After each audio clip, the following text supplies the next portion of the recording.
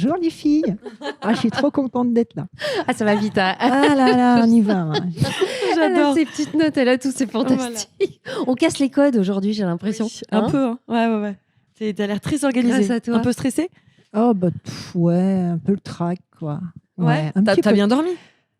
Non. On a passé une nuit blanche il y a quelques... Ouais. Alors, elle dit ça, mais je précise parce qu'elle est venue avec sa femme. Oui. Avec sa femme. Donc, elles sont toutes les deux, elles ont fait la route. Oui, on vient de Normandie. Oui, elle va tout dire. Alors, attends. On va faire les choses dans l'ordre. On va faire les choses dans l'ordre. Après, tu vas voir, tu vas avoir un champ. C'est moi qui suis organisée ou c'est vous, en fait? À ton avis? Bon, ok. Allez, au début, on est un peu organisé. Après, bon, ok, ça part en vrai. Okay. Voilà. Alors, tu connais un petit peu le principe. On démarre toujours avec la même chose. Oui. ASV. Et on rajoute profession aussi. ASV, ouais. À l'époque des chats, tu chattais un peu ou t'étais... Oui, je sais. T'es OK ou pas? Vas-y. Parce qu'on a déjà eu des épisodes où on nous a dit non, j'ai pas le A, j'ai pas envie. Ah ouais? Toi, t'es OK? Mais oui. Alors, vas-y. Alors, on t'écoute. J'ai 55 ans. OK. Je suis une femme, je m'appelle Valérie et je viens de Normandie. Et où en Normandie? Alors, je suis à 1 heure du Mont-Saint-Michel, donc je suis dans la Manche. Dans la basse Normandie? Dans la basse Normandie. On précise, parce qu'apparemment, ça a l'air très important, ça n'est pas la même chose que la haute. Mais ça reste des Normands. Ça reste des Normands. Ouais. Profession, chouchou, tu l'as pas dit? Et je suis animatrice dans un EHPAD depuis 5 ans. Valérie, qui est là. Oui. Bonjour Valérie. Elle est souriante, c'est génial. Un soleil, c'est dingue. Je crois qu'on l'intimide un peu, Mélanie. Tu crois? Non, vous êtes, ça va. En fait, je vous connais plus que vous me connaissez, ça me fait un petit avantage. C'est ça. À toi de voir si tu utilises cet avantage ou pas. Exact. Voilà. On démarre avec un questionnaire pour te mettre à l'aise. Tu vas voir, tu le connais. Oui. À force, c'est juste commencer à avoir l'habitude. Et te connaître aussi un petit peu à travers ça. Ouais. Est-ce que tu aurais un mot pour définir ton humeur en général? Alors, je suis d'apparence calme, mais ça bouillonne bien à l'intérieur. Donc, un petit volcan. Tu as l'air d'avoir beaucoup d'énergie. Bon, un défaut chez toi que tu détestes, vraiment? Je manque de confiance en moi. C'est horrible. Ouais. C'est une sale maladie, ça. Ouais. Mais je travaille dessus. Une addiction que tu assumes totalement? J'adore tondre la pelouse. Ah, c'est génial, ça, mais comme un truc addiction. de fou. C'est tellement là, c'est la période, là. Ouais. C'est reparti, là. C'est reparti. Oh, t'as dû te faire chier cet hiver. Oh, putain, j'attendais que ça. Non, je vous jure, c'est trop bien. J'ai un nouveau modèle, là, de tondeuse autotractée thermique. Je kiffe. Donc, toi, tu t'investiras jamais dans le robot, c'est toi qui fais. Ah, c'est moi, non. Un Francesco, j'en veux pas. C'est moi qui fais. J'adore cette addiction. Je suis fan. Un plat qui te sauve quand t'es en mode flemme. Je sais pas si tu cuisines d'ailleurs, mais. J'adore. Ah, bon, voilà. Ouais. Alors, un soir, t'es en mode flemme, t'as vraiment pas envie, tu fais quoi? Celui qui va te sauver? Printemps-été, j'ouvre le frigo et je me fais une salade composée. Et l'hiver? La soupe. Ah ouais, bah voilà. Ouais, super. Petite soupe. Mais maison toujours. Donc même en mode flemme, tu vas cuisiner. Même t'as la flemme absolue, tu cuisines. Mais ouais, parce que je prépare les trucs d'avance, donc j'ai toujours un organisé en batch cooking. Voilà. Okay. Est-ce qu'il y a un souvenir auquel tu penses qui est comme un câlin, comme un doudou? Ah ouais, il y en a un, mais j'aurais pu en trouver plein. La voix de mon père, qui est plus là, et les sons de la cuisine quand maman cuisinait, qui n'est plus là non plus. Mais ça, alors, je suis d'origine italienne, donc ça parlait, ça vivait beaucoup, et voilà, ça c'est ma petite Madeleine de Proust à moi. Et sinon, il y a quelques temps, ça fait quelques décennies maintenant, on s'est retrouvés avec Alex à aller pour Alex, c'est sa femme, je le Alex, redis. c'est ma femme. Ouais. On allait pour la première fois rencontrer ses parents, et on s'était en Loire-Atlantique. On s'arrête sur une plage. On avait fait 4 heures de route. On venait de la région parisienne, et on s'arrête sur la plage, on prend un peu l'air, et je m'accroupis un peu, je prends du sable, et puis je lui dis cette plage est magique, et j'ouvre la main, et dedans il y avait une alliance. Non. Waouh, j'ai des frissons. T'avais tout prévu? C'est génial. Commence à me connaître. C'est trop beau comme donc demande. Voilà, ça c'est un moment magnifique. Oh waouh. Ça, c'est j'avais jamais vu ça. C'est très beau. C'est très malin, c'est très joli, c'est très original. Ah ouais. Bravo Valérie. C'est fait. Et le petit truc qui peut te mettre directement en colère? Les embouteillages. Non, pas ça. Alléluia, on est plusieurs à lever les bras dans la pièce. Mais c'est clair. Je perds mon temps là-dedans, ça me gave. Alors, c'est pas grave. Hein, c'est en colère, c'est T'as énervant. jamais vécu à Paris ou en région parisienne? Mais si, 49 ans. Ah ouais, donc, oui. d'accord. T'es plus parisienne que normande, en fait. Ah oui, moi Ah oui, c'est complètement. ça. Ouais, je suis... Ouais. Merci beaucoup d'être là, Valérie. En plus, tu viens pour nous parler de quelque chose qui est important, voire primordial. Hein, c'est rien de le dire. Ouais. On va pas tourner autour du pot. Non. Allons-y. Oui. Ouais. Qu'est-ce que tu es venue nous raconter aujourd'hui? Eh bien, je me suis fait violer à l'âge de 26 ans. Donc, j'en ai 55 aujourd'hui. Et il y a eu un parcours de ouf. Parce que lorsque j'ai été violée, je me suis en fait pas rendu compte que c'était un viol. Sur le moment, tu veux dire? Sur le moment, en fait, j'ai pas mis ce mot-là sur ce qui m'était arrivé. Alors attends, tu avais 26 ans? J'avais 26 le jour où c'est ans. arrivé. Ouais. Est-ce que tu peux nous dire, on va essayer de faire ça avec tact, délicatesse et sans être trop intrusif, mais est-ce que tu peux nous dire simplement si tu connaissais cette personne, si c'était quelqu'un de proche de toi, ou si c'est un accident qui est arrivé comme ça? Alors en fait, à l'époque, j'avais un petit chien et je suis allée promener mon chien en forêt. Après avoir travaillé la journée comme je le faisais plusieurs fois par semaine. Et du coup, j'y vais. Donc la personne que je vais rencontrer, je ne la connais pas. Oui. Je sors de la forêt et je sens quelqu'un derrière moi. Donc je me tourne et en fait, je laisse passer cette personne qui se retourne et qui me violente. C'est un moment très, très, très pénible. C'est très violent. C'est vraiment d'une dureté incroyable. Il donne des coups de pied à mon chien. Moi, je me retrouve par terre. Je me bats comme une folle parce que je veux me débarrasser de ce qui se passe. Je crie. Et en fait, c'est tellement violent que j'ai des coups. Hein. Il me porte des coups. Je me débat, je me retrouve par terre. Il m'attrape par les cheveux. Enfin, c'est vraiment d'une violence extrême. Et je vais m'arrêter là sur ce qui s'est passé parce que ça reste encore assez difficile. Mais ce qui m'a sauvée, c'est qu'un monsieur arrive avec son vélo et son Doberman. Et du coup, il s'en va. Ok. Entre-temps, il m'a dit des mots horribles. Il voulait me tuer. Enfin, je ne sais pas ce qui me serait arrivé si ce monsieur-là n'était pas arrivé. Ouais. Tu as dû tout imaginer, toi. Ah bah là, c'est en fraction. J'ai tout vu. Je sais ce que c'est que le pipi de la peur. Je sais ce que c'est que de revoir sa vie qui se déroule. Défile, c'est voilà. Et en même temps, il y a une conscience de survie qui est énorme. Donc, je demande au monsieur. Donc, je lui explique ce qui se passe. Et puis, je lui dis. Donc, l'autre part. Ton agresseur part. C'est presque la nuit. Hein, c'est fin de journée. Ah ouais, d'accord. Donc il a vu quelque chose ou pas, le monsieur avec le Doberman? Non, pas du tout. Il l'a pas vu. Okay. Donc, il va quand même dans la direction parce que je lui montre la direction où l'individu est parti. Mais malheureusement, il me dit, je ne l'ai pas. Je ne l'ai pas trouvé. Je dis, ramenez-moi chez moi.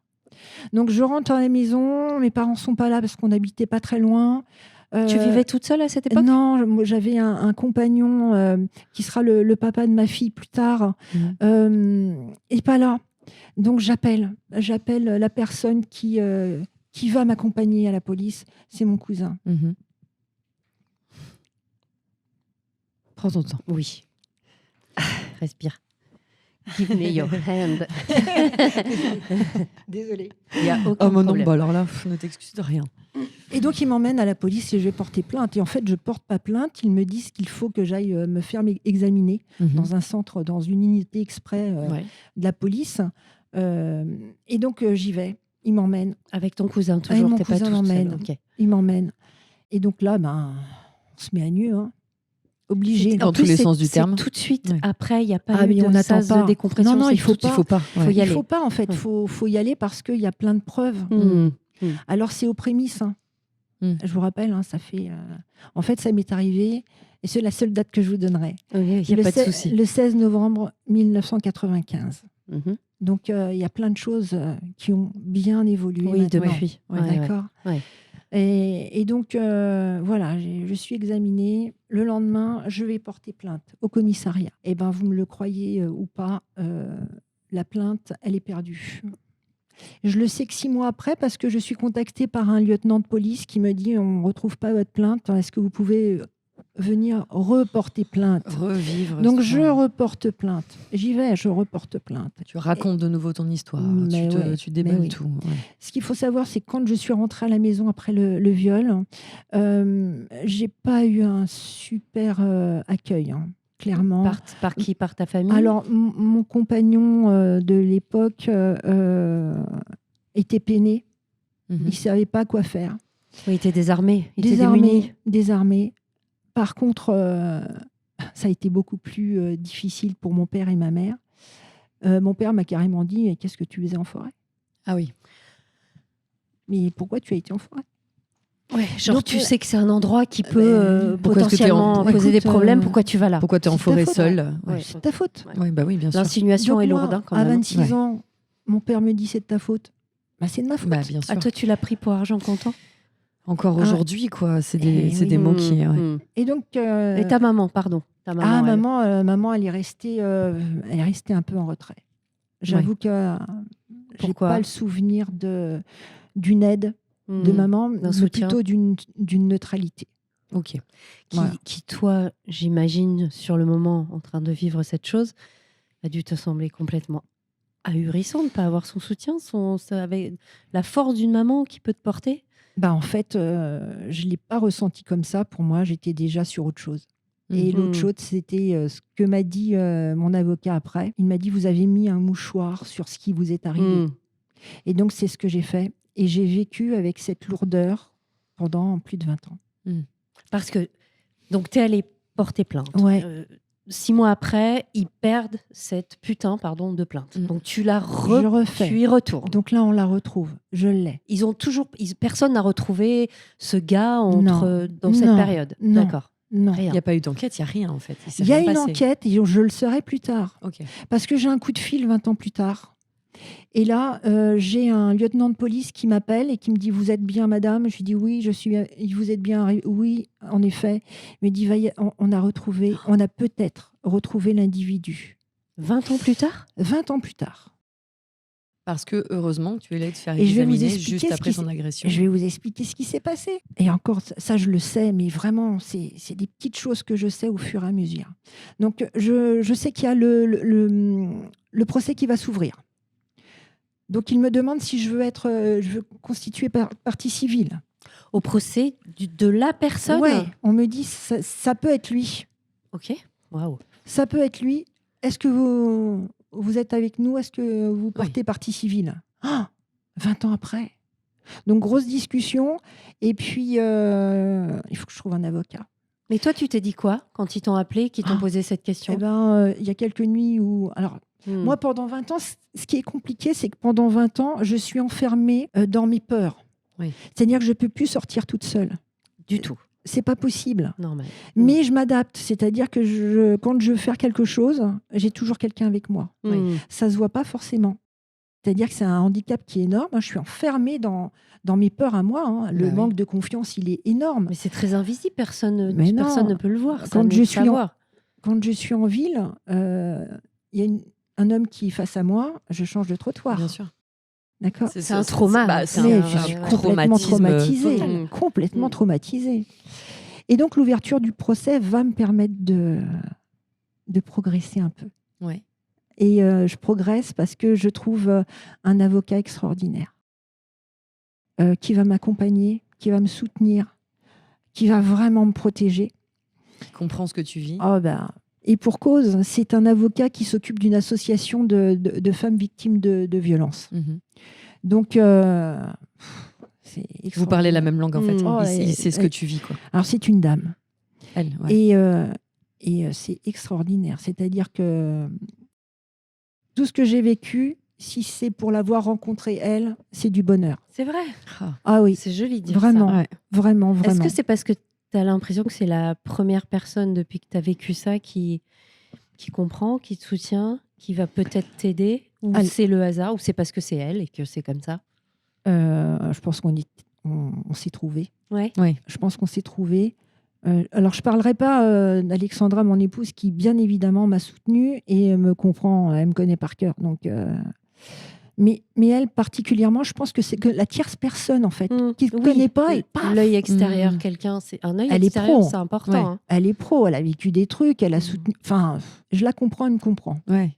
Et elle va faire des trucs au procès, mais de dingue. Je vous donnerai des anecdotes, pas toutes, j'ai pas le droit. Mais... Attends, il est passé ou il n'est pas passé, ce procès ? Il n'est pas passé. Ok. Il n'est pas passé parce que ce qui se passe, c'est que je la vois une fois. Elle me dit on y va. Je dis on y va.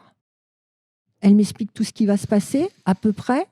Et on se retrouve dans le bureau du juge d'instruction. Oui. Et là, Mazette, j'apprends. Donc, le juge d'instruction nous dit un petit peu ce qui s'est passé. Et en fait, l'individu a été reconnu avec une méthode d'investigation qui s'appelle la parentèle. Et la parentèle, en fait, qu'est-ce que c'est ? On a à peu près, dans nos familles, on a à peu près le même ADN. Mais pas tout à fait. Hein. Ouais. Oui. Et bien, en fait, le frère de l'individu en question s'est fait prendre par la police. Et vous savez, petit goupillon dans la bouche, là. Et ben en fait, c'est rassemblé. Alors, attendez, je vais vous trouver le truc parce qu'il faut être précis. Attention, hein, c'est le fichier national automatisé des empreintes génétiques. Donc, une fois qu'on s'est fait petit goupillon dans la bouche, sac, on est dans une bibliothèque. Et là, qu'est-ce qui se passe ? C'est qu'il y a l'ADN de l'individu et l'ADN de son frère match. Mais un petit peu. Donc, ils vont réouvrir le procès parce qu'ils vont chercher autour de cette personne qui pourrait peut-être être à 100% OK sur l'ADN qui a été retrouvé. D'où, quand on t'appelle, on te dit peut-être qu'on a retrouvé possiblement la personne. Exactement. Ok, Exactement. incroyable. Okay. Et donc, on y va. On se retrouve là-dedans. Ils trouvent l'individu parce qu'ils vont faire, il dit c'est pas le père, il est trop vieux, c'est pas le frère parce qu'il est par là et paf, il tombe sur le type, incarcéré. Et je me trouve donc devant le juge d'instruction. Et là, bon, il faut raconter son histoire. Il faut tout raconter une énième fois. Ouais. Moi, ça fait 20 ans, ça veut dire que ça fait 20 ans que j'essaye d'oublier. Et là, on me redit, il va falloir que tu trouves. Je dis, mais je sais plus, moi, j'ai encore là. Aujourd'hui encore, j'ai l'odeur du type. Mais il y a des choses que tu as effacées, tu penses, de ta mémoire ? Ouais, mais je pense que c'est pour me protéger. Bien sûr. Puis la mémoire est bien faite aussi. Mais le fait d'y repenser, il y a des trucs qui reviennent de dingue, quoi. Donc, on y va. Et il se passe un truc super important, c'est que là, je ne mesurais absolument pas l'ampleur de l'affaire. Et le juge d'instruction me présente sur la table un tableau énorme. Ça doit faire 2 feuilles A3. D'accord ? Elle me le retourne. Et donc, j'ai en face de moi une liste de victimes. Arrête. Il y en a plus d'une trentaine. De ce gars-là. Et en haut, il y a mon nom. Il y a toi, ouais.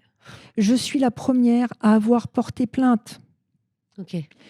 Et là, ma mission, c'est... Je le prends comme ça, hein. Je regarde mon avocat et là, je dis, mais on y va doublement, quoi. Je ne vais pas y aller que pour moi. Tu vas pour je suis la première. Femmes, je suis sur la première de la liste. Ça veut dire que je vais être le premier témoin à avoir cette parole. On va ouvrir la parole sur quelque chose. Et c'est moi qui, j'allais dire, ce pouvoir. Bah oui, c'est vrai. Ça t'a donné de la force, en fait. De dingue. Et en même temps, c'est terrible. C'est terrible. En plus, il a continué de sévir pendant des années. Pendant, je ne sais plus, 5 ans. Alors, il faut que je vous dise, alors ça rajoute, hein, mais j'allais dire, c'est affreux. C'est le nom que donnait mon avocat à l'individu, l'affreux. Donc cet affreux-là, il a quand même agressé une femme enceinte, des femmes de plus de 70 ans. Et le jour du procès, et là je vais m'en rendre compte, le jour du procès, il y a à côté de moi, parce que quand on est partie civile, on se retrouve sur un banc. Et là, je ne suis pas toute seule. Il y a plus d'une trentaine de personnes. Elles vont venir, tu sais ? Pas toutes. Mais ce qui est incroyable, c'est qu'il y aura un monsieur à côté de moi. Et ce monsieur, c'est le fils d'une dame qui est décédée. D'accord ? Et là, waouh, c'est costaud. Hein. Il y a une pression de dingue. Et c'est une importance de dingue. Il ne faut pas qu'il sorte, quoi.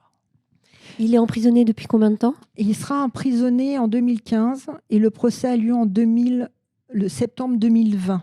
Ah oui. D'accord, il est en préventif depuis 5 ans. Et donc on y va, on va au procès. C'est en région parisienne. Je suis motivée comme je suis suivie psychologiquement aussi. Hein. D'accord, oui, c'est important de Sinon, dire. c'est compliqué d'affronter ça. Et moi, je me mets en mode compète. C'est-à-dire que là... T'es une warrior, ça se voit. Tu vas faire la bagarre. J'y vais, quoi. J'y vais, je suis soutenue. J'ai le moral pas à fond, mais t'as de la force. Il y a un truc qui me porte. Quoi. Ce nom-là, en haut de la liste... Et est-ce que pendant tout ce temps, tu as vu sa photo, tu l'as croisé ou pas du tout? Tu sais à quoi il ressemble? C'est une bonne question. C'est vraiment une bonne question parce qu'il va y avoir une question du président au premier jugement, parce que vous allez voir qu'il y a un deuxième procès. Mais le premier procès, le président du jury me pose la question. Est-ce que vous pouvez identifier l'individu qui est derrière vous? Et là, je lui dis, sincèrement, je vais pas me retourner. Parce que ça fait 20 ans que j'essaye d'oublier ça. Et c'est pas pour me mettre le visage de quelqu'un pendant les 25 prochaines années, quoi. Ah oui. Donc, il comprend pas, mais il est bienveillant. Oui. C'est-à-dire qu'il me dit, d'accord. Et donc, on passe à autre chose. C'est une des choses que j'avais dit à l'avocat, je ne veux pas le voir. Je ne veux pas croiser son regard. Il m'a dit, d'accord, ce que je vais faire, c'est que je vais me mettre entre vous et l'individu à chaque fois. Et pendant le procès, elle va tourner autour de moi, et elle va se mettre toujours faire en sorte que tu ne me croises pas. Ouais. Incroyable. Et ça, c'est... Et pour toi, c'était OK d'avoir fait ce choix? Ah oui. T'as pas un moment, tu t'es pas dit non. Hein. Aujourd'hui, mais heureusement que j'ai pas son regard et son visage. Ouais. Heureusement. Et comment reconnaître un monsieur avec 25 ans? Il avait à peine 20 ans. Il en avait 45, là. Il avait à peine 20 ans quand c'est arrivé. Ouais. Okay. Et moi, je l'ai vu casqué. Hein. Donc, j'ai vu que son regard là. Donc, j'aurais... Donc oui, c'était mieux, quoi qu'il arrive. Ouais. Ça se trouve, tu l'aurais peut-être même pas reconnu. Et les autres ont fait le même choix que toi, tu sais ou pas? Je pourrais pas dire. Tu sais pas, d'accord. Je pourrais pas dire. Et ta femme, dans tout ça, à quel moment tu la rencontres de cette histoire? Alors, Alexandra, je la rencontre en 1999. Et... on se paxe en 2013, on se marie en 2016. En fait, elle est là depuis presque le début. Enfin, elle sait tout depuis le début. Absolument tout raconté dès le départ. Depuis le début, elle sait tout. Et donc, la personne avec qui tu étais en couple au moment où c'est arrivé, tu nous as dit que c'est le père de ton enfant. Oui. D'accord. Oui, on a une fille. Je dis on parce que Alex l'a adoptée quand elle avait 20 ans.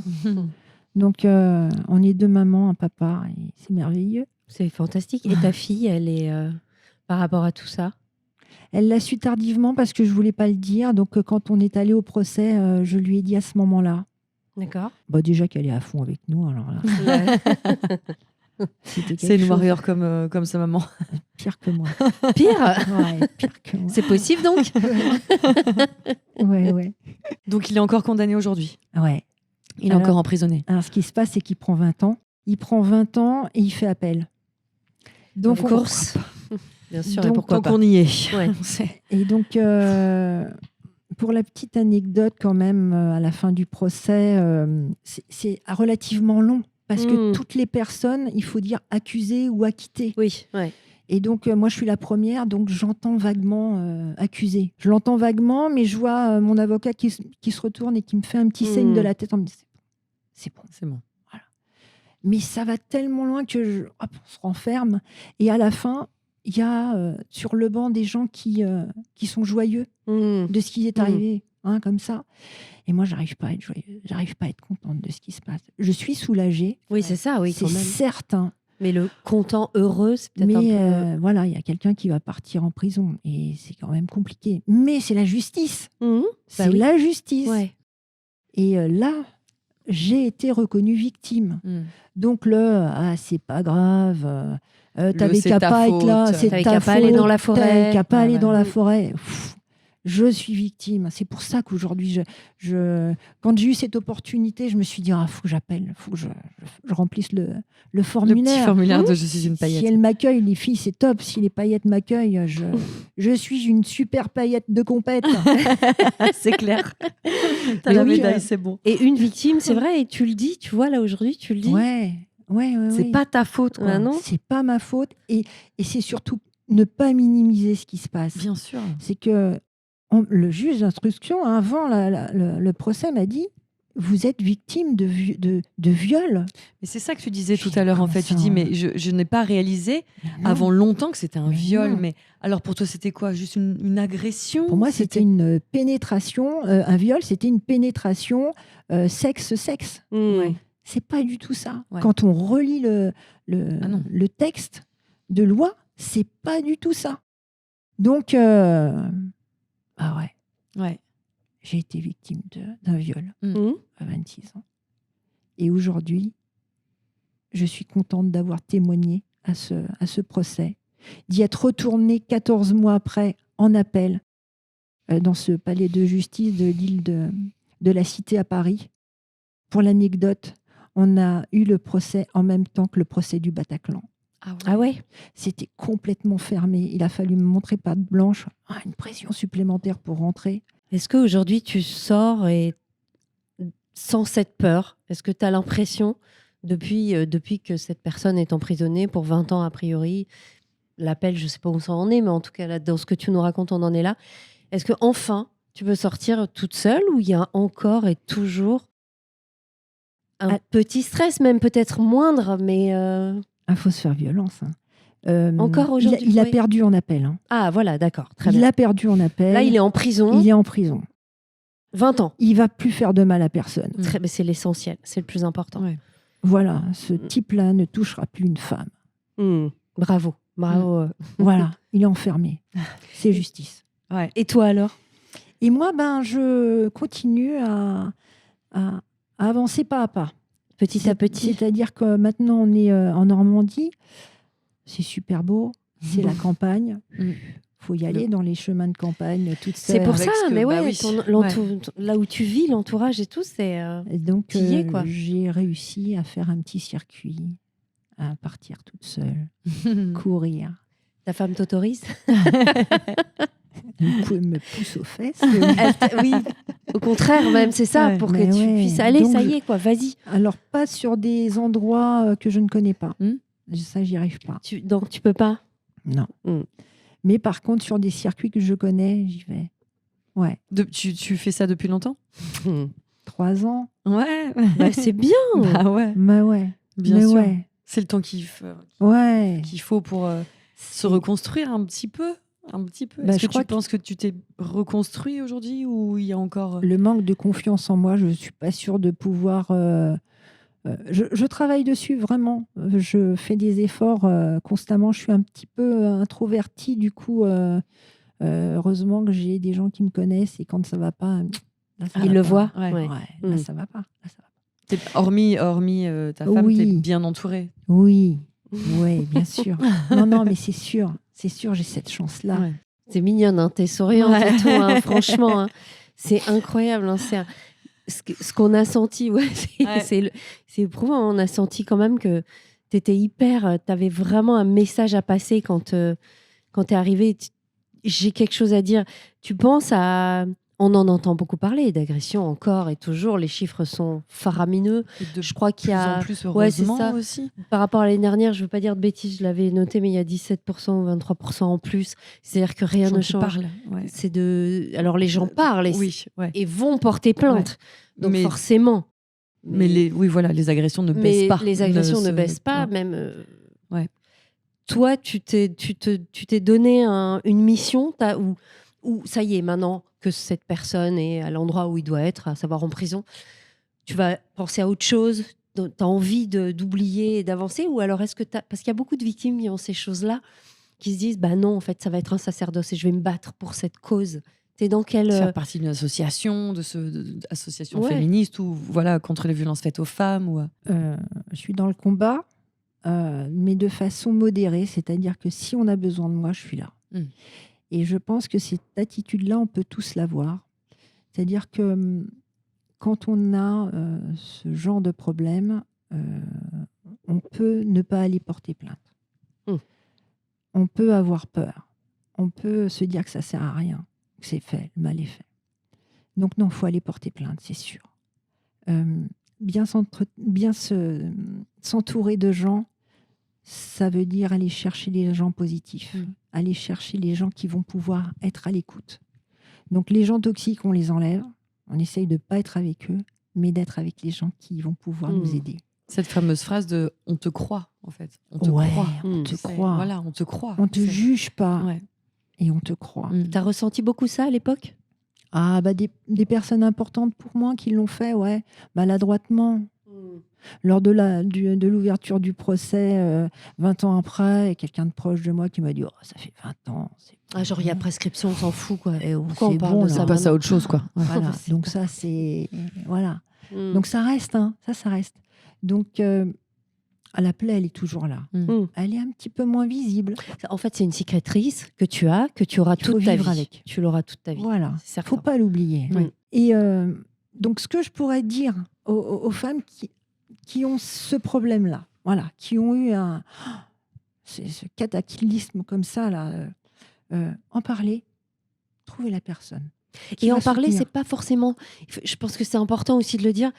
Si vous le sentez pas, c'est pas forcément tout de suite. Non. Ça peut être dans une semaine, ça peut être dans un an, ça peut même être dans 10 ans.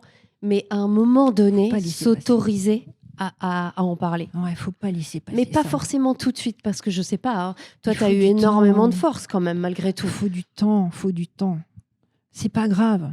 Oui, c'est ça, c'est pas grave. C'est pas grave. Moi, je pense qu'il y a la petite fille qui est en moi. Je pense qu'elle m'a dit à un moment, fais-toi du bien là. Ça va pas, ça. Ouais. C'est pas normal, ça. Va au combat. Vas-y, va au procès. Tu peux y aller. Donc, j'y suis allée aussi, grâce à cette petite fille là, qui est en moi encore. Qui a toujours été là en toi. Et qui a toujours été là. Ouais. Mais qui s'était un peu recroquevillée sûrement pendant toutes ces années parce que la peur, quoi. Ah, mais complètement traumatisée. Complètement traumatisée. Et tu nous as dit que tu voyais un psy, c'est ça, hein ? Ouais. Ça t'a fait travailler sur quoi ? La préparation du procès. Mais avant, non. J'avais rien avant. C'est vrai. Mais t'as enfoui des choses. Mais complètement. Ouais. Comme on entend parler de ces histoires aussi de femmes victimes qui se disent mais attends, mais j'ai des flashs là qui me reviennent, qu'est-ce qui m'est arrivé il y a 10 ans, c'est quoi ce truc qu'elles ont complètement occulté et qui reviennent d'un seul coup. T'as presque un peu vécu ça en fait. Oui, complètement. Parce que j'ai fait plein de choses dans ma vie, des trucs sympas, mais j'avais pas de liberté. Avec la peur. T'étais enchaînée dans ce truc-là. Ouais, complètement. Ouais. Mais alors pourquoi t'as pas eu le désir de te faire aider plus tôt ? Parce que ça faisait partie de moi et que j'étais en train de faire d'autres choses. Ouais. Oui. C'est pas important. Oui, c'est ça. Ouais. Ah, c'était ça. Tu relativisais. Et puis, de toute façon, c'était de ma faute. Oui, c'est ça. C'était la culpabilité aussi. C'était de ma faute. Donc, pourquoi aller voir quelqu'un pour prendre soin de toi alors que c'est ta faute, quoi. C'est ta faute. D'accord. Valou, pardon. Juste, là, il y a un truc qui me questionne. Tu nous as dit que tes parents avaient été très peu réceptifs quand c'était arrivé. Il n'y a pas eu un moment dans la vie où ça a changé, où vous avez eu une discussion par rapport à ça, où eux, peut-être, ont changé d'avis, ont eu une curiosité. Enfin, parce qu'ils ont pas resté là-dessus avec tes parents. Enfin, comment ça a évolué ? On n'en a jamais pu reparler. Ok. Ah voilà, ça c'est fini. Plus jamais. Non. Mais ça arrive plus souvent qu'on le croit. Hein. Je sais, c'est pour ça. C'est pour ça que je dis qu'il faut aller vers les gens qui sont positifs et les gens qui vont vous aider. Et je dirais même aux gens qui sont autour d'une personne qui a quelque chose qui ne va pas. Écoutez-la. Ouvrez les portes de l'écoute. Ça va peut-être déclencher à un moment où on va y aller. C'est ça, j'imagine que toi, la première fois que tu as vu dans le regard de quelqu'un, tu t'es dit, attends, mais raconte-moi ton histoire. C'est quoi ce truc que tu as vécu ? Ça a dû être une... Enfin, c'est une émotion folle en plus. Mais c'est exactement ça. Mais est-ce que c'est arrivé, à part avec la personne que tu as rencontrée pour le procès, est-ce qu'avant... Ton avocate, tu as eu des rencontres, des amis, je sais pas, au travail, ou qui ont senti que chez toi, il y avait une blessure, une fêlure, et qui t'ont dit... Viens. C'est arrivé ou... Non. Pendant 20 ans, rien. Rien, il y a juste Alex qui savait. Incroyable. Moi, je te dis, je suis sur le cul, vraiment. Hein. Eh oui. Parce que c'était comme ça que je l'avais vu. Vraiment, je portais ce fardeau-là. Cette culpabilité, quoi. Ah ouais, la culpabilité. C'est fou. Et quand je parle de soulagement au premier procès, j'ai pris la valise et je l'ai posée. Et je suis partie avec... Wow. T'as dû sortir de là en te tenant plus droite. Wow. Ça devait être bon, dingue. ça m'a coûté quelques mois de psy, etc. Parce qu'il faut remonter de ça. Hein. Ouais. Y a une espèce de... T'as réouvert la boîte de Pandore, t'as tout laissé sortir. Voilà. Et après, qu'est-ce qu'on fait? Bon, c'était bon. 14 mois après, il fallait remonter à la charge. Il fallait reprendre le courage pour y aller. Mais on l'a eu. Hein. Pour la dernière anecdote, et vraiment, je pense tellement fort à mon avocat, c'est qu'à la fin du premier procès, elle m'a donné un surnom. Elle m'a appelé Val Ninja. Et j'ai trouvé ça tellement mignon que je l'ai appelé Pat Warrior. Parce que on a tellement été dans le combat toutes les deux. Et lors du premier procès, quand je suis sortie dans la salle des pas perdus et que je l'attendais, quand je l'ai vu arriver, on est tombés les bras, enfin on s'est serré fort. Elle m'a dit j'ai eu peur. Et, mais on l'a fait. Et moi je pleurais et je disais merci. Mais merci. Quoi. On l'a fait. Michel. Mais oui, tu l'as fait. Belle. Tu peux être fière de toi. Vraiment. Ouais. Je ne sais pas si c'est de la fierté, mais en tout cas... Si, tu peux être fière de toi. Tu peux, toi qui as un problème avec justement ça, oui, la confiance, tu peux vraiment, c'est une putain de victoire. Quoi. Ouais. Et deuxième victoire à l'appel, quoi. Ouais. En plus. Histoire de bien enfoncer le clou dans sa Et je gueule. pense tellement à ces dames qui sont décédées, à cette dame qui a mis au monde un enfant alors qu'elle s'est fait violenter, voire... Je crois que je porte encore ça.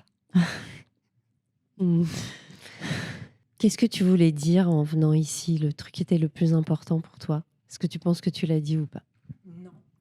Alors, je ne l'ai pas dit, je vais le dire. Vas-y. Je vais le dire. On a tous le droit au bonheur. Vraiment. Et il y a un avant et il y a un après.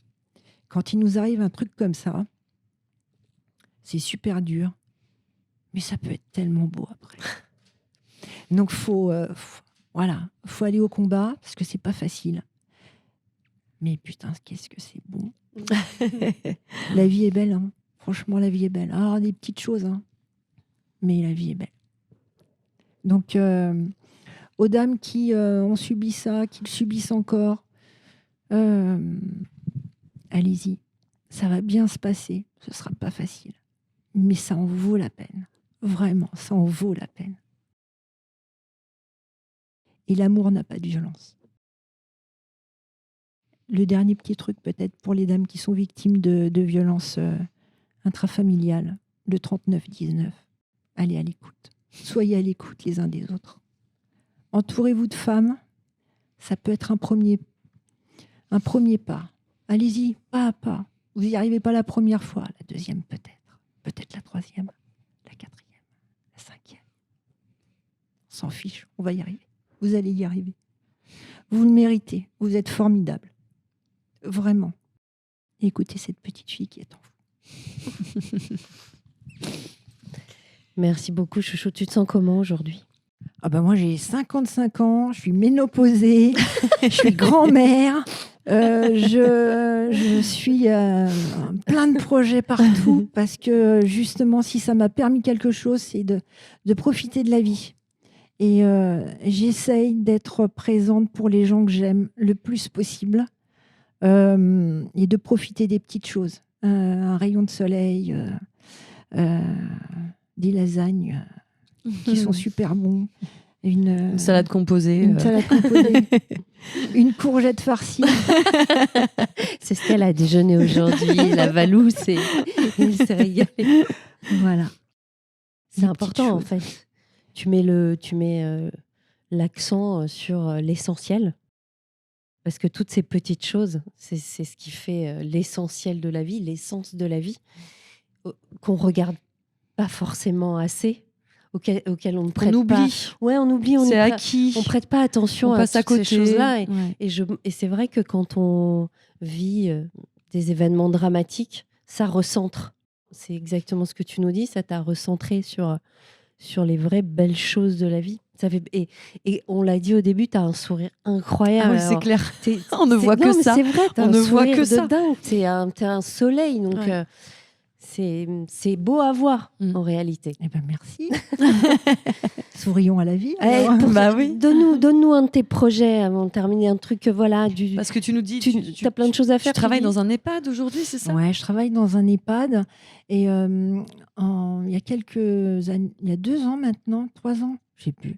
Donc je suis éducatrice sportive de formation et j'ai laissé tomber ça depuis plein d'années. Et quand on est arrivé en Normandie, je savais qu'il y avait une équipe de rugby féminin qui s'ouvrait. J'ai dit, vous n'avez pas besoin de moi, je peux faire de la préparation physique. Ils m'ont dit, allez, viens Valou, viens avec nous. Et du coup, je m'éclate avec les filles. Et donc, j'ai passé mon brevet fédéral à 55 piges. Ouais. Génial. Bravo. Et donc, je suis éducateur fédéral au rugby. Et donc, je m'éclate. Ouais. Je m'éclate avec les filles. Et j'espère que l'équipe va continuer. Donc, ça, c'est un projet qui me tient à cœur d'être avec elle encore un peu. À l'EHPAD, à l'EHPAD, on va faire rentrer le rugby à l'EHPAD. Hein. C'est vrai, c'est génial. Oui, on va faire du rugby adapté. Mais oui. Mais oui. Oui, alors, et pourquoi pas. On va faire plein. Moi, j'ai envie d'être vieille pour venir dans ton EHPAD. Ça a l'air d'être l'éclate. Mais non, mais c'est vrai, franchement. Qu'est-ce que tu fais avec les gens dont tu t'occupes, par exemple? Il y a plein de choses à faire. Déjà, quand je suis arrivée à l'EHPAD, je ne connaissais pas ce milieu hospitalier, en tout cas de soignants. Mais déjà, je leur tire mon chapeau tous les jours à mettre les mains là où on ne pourrait pas les mettre nous. Donc, j'ai une très, très grande admiration pour les soignants dans les EHPAD. Donc, moi, je ne suis pas soignante, mais j'essaye de soigner un petit peu l'âme. J'essaye de leur faire vivre encore des choses. Et ils en ont à m'en prendre. On fait des groupes de paroles de dingue où ils me racontent des choses où ça va être passionnant. Je suis toujours sur le cul, c'est incroyable. Non, c'est vraiment chouette. Non, on fait plein de choses. Et donc, tu es éducatrice, c'est ça? Non. Alors, moi, je suis animatrice. Oui, je suis animatrice. Mais tu viens proposer des... Ouais. Ma fonction, c'est ça, c'est de proposer des instants sympas avec eux, donc de tout genre. Artistique, des sorties, sportifs. On prend le minibus et puis on va aller là, dans quelques jours manger au resto ensemble. En début d'année, il y en a une qui m'a dit ça fait trop longtemps que j'ai pas mangé au restaurant chinois. Allez, on a été manger au restaurant chinois. C'était chouette. Voilà. Et on va au bord de mer parce qu'on a une région qui est super. Ouais. Donc, dès qu'on peut, on va au bord de mer, on prend l'air iodé. Ton métier, c'est de les rendre heureux, quoi. Ouais, c'est un peu ça, ouais. D'animer leur vie. Ouais. C'est ça. Ils te le rendent bien? Ah ouais, ils sont top. Ou il y a des relous quand même? Tu peux le dire, Valou, on le sait. C'est comme dans les jeunes, c'est comme dans tout. Même dans les EHPAD, il y a des relous. Évidemment, un jeune relou devient un vieux relou. Faut pas, tu vois, on le sait. Il y a plein d'attachants, comme on dit. Des gens qui sont relous de grave, mais alors on passe des moments relous de grave. Trop bien. En plus, toi, tu étais habituée à travailler plutôt, tu nous le disais, avec des enfants ou des ados. Donc là, c'est quand même radicalement différent, même s'il y a peut-être des points communs dans la chienlit. Ouais, c'est ça. J'ai l'impression que quand on vieillit, on devient un enfant un peu. Il y a un peu de ça. Un peu pour tout. Il y a un peu de ça. Mais il y a des sourires, il y a des mains qui se tendent, il y a des trucs qui sont sympas. Ouais. Il y a des chants, ils chantent de fou. Ah ouais Ils chantent quoi? Plein de trucs de leur génération. C'est ça, ouais. Ça va pas sur du Joule, quoi. Non, mais on voit des petites choses. On dit, tiens, on connaît Céline Dion. Ah bon? Mais ils ont quel âge à peu près? 90 ans, c'est la moyenne. Ok, Donc, on a des gens qui ont des pathologies, mais c'est top. Ouais. C'est top. La personne la plus âgée, là, le record, c'est en forme. 97, 98, je crois. Joli, hein? Pas mal. Ouais, pas mal. Ouais. Notre doyenne est partie il y a quelques mois, elle avait 101 ans. Ouais. Et oui, ça fait partie aussi de ce métier. Ouais. On les voit partir. Ça doit être aussi un truc un peu intense quand même. Ouais, c'est particulier. Même si on le sait, quelque part. Ah, ça fait évoluer. Mais moi, j'ai accompagné une dame.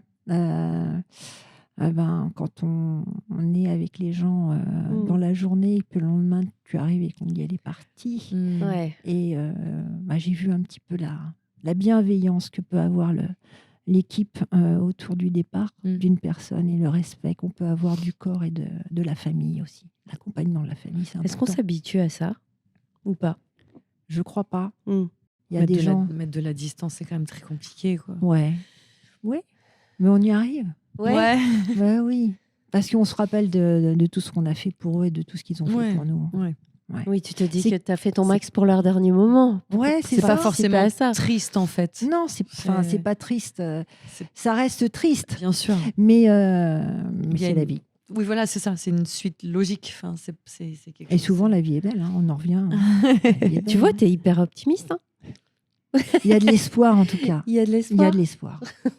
Valérie, est-ce que tu vas partir en te disant merde, j'aurais dû dire ça? Ou est-ce que on a fait Ah non, ça faut pas. On a fait le tour de toutes tes petites notes. Hors de question. Parce que t'es la paillette la plus sérieuse qu'on ait reçue aujourd'hui.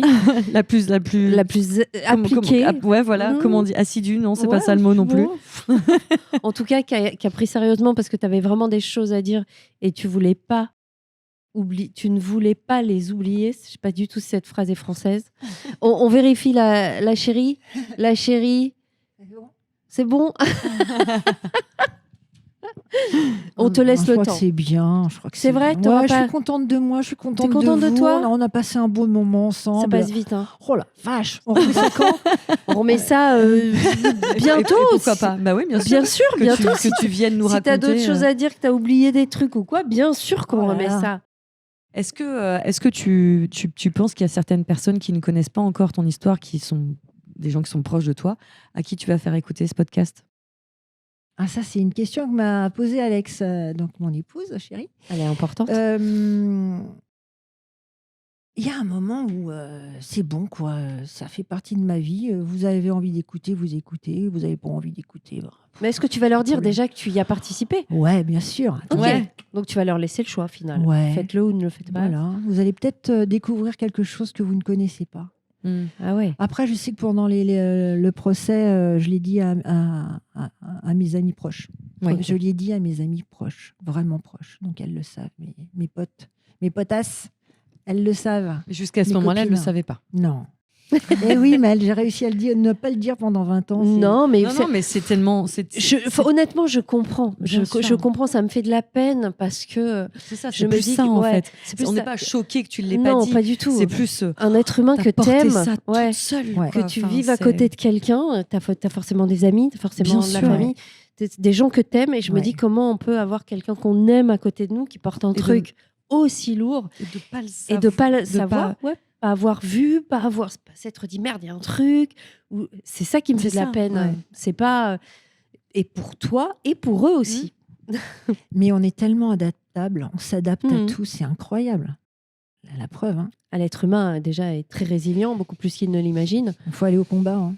Si on veut vraiment se sortir de là, il faut aller au combat. Il y a pas de pour choix. Toi, oui, c'est ça. Il n'y a pas le choix. Parce qu'aujourd'hui, sur Instagram, etc., on voit que, heureusement que la parole se libère, qu'on parle de plus en plus de ça. Netflix, notamment aussi, qui sort ce documentaire il y a quelques semaines maintenant sur Bertrand Cantat. Que j'ai vu. Voilà. Ça nous a bien énervé. Qui remue beaucoup. Je te confirme. Voilà, on sent encore plus, peut-être qu'il y a même quelques années, alors qu'on en parle déjà beaucoup, le phénomène MeToo, etc., et tant mieux. Il y a quand même, je vois passer des choses de femmes qui disent « Si vous ne voulez pas porter plainte, ne le faites pas. Pour toi, non. Pour toi, il faut aller au combat. » Ah, faut y aller. Ah oui, il faut aller Tôt au combat. Tard. La honte, c'est pas nous. Hein. On n'a pas à avoir honte de ce qui s'est passé. Non. C'est l'auteur des faits qui doit avoir honte. C'est lui qu'on doit... Il faut que la honte change de camp. C'est cette fameuse phrase-là de « ça suffit ». Quoi. Ça suffit. On n'a pas...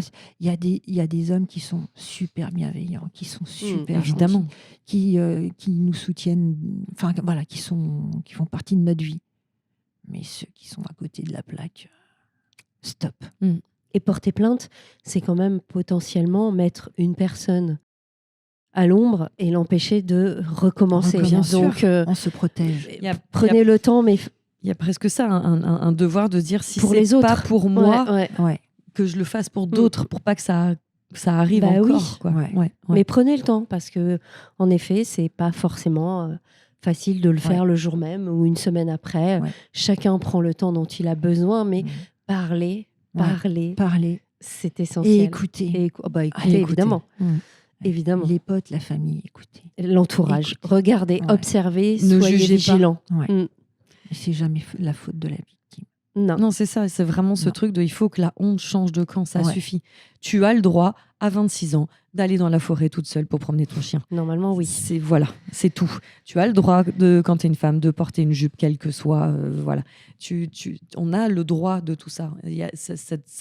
On ne devrait pas avoir peur d'être juste ce qu'on est, sous prétexte qu'il y a des cinglés qui se permettent des choses et de juger derrière en disant bah ouais, mais regarde comme elle était maquillée. Comme on a vu, je sais pas si vous avez vu, alors là, désolée, cette aparté est très étonnante, mais je l'ai vu en venant ici à l'enregistrement, des gamines qui étaient dans un parc ce week-end en train de bronzer, dans un parc à Paris, avec certes des jupes un peu courtes, parce qu'il faisait chaud à Paris ce week-end, et désolé, messieurs, des personnes de la police qui passent à côté de ces gamines et qui leur dit « Vous l'aurez bien cherché ».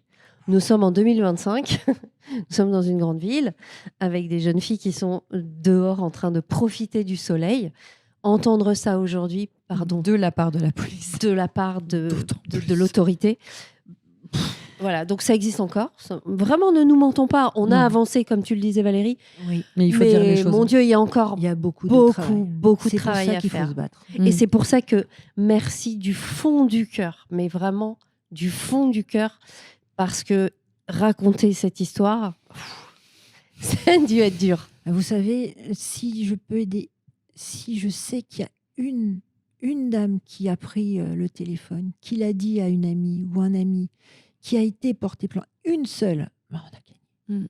Donc merci d'avoir d'avoir partagé cette venue histoire de ta belle Normandie avec ta femme pour nous raconter cette histoire, d'avoir pris toutes ces notes pour être sûre de tout dire. Est-ce que tu peux nous rappeler le numéro ? Le 3919. Et il y en a plein d'autres. Il y a des associations. Il y en a plein d'autres. Il y a vraiment plein les réseaux sociaux, même si vous n'avez pas envie d'appeler, il y a plein de comptes Instagram, Facebook, TikTok qui sont là à l'écoute des femmes. Je pense à nous toutes notamment et plein d'autres. Voilà, c'est trop important. Merci Valou. Merci beaucoup, Valé, notre Valoche. À très bientôt. À très bientôt. Prends soin de toi. Surtout aussi. On se retrouve très très vite. Bisous Valou. Bisous les paillettes. Bisous les paillettes. Ciao.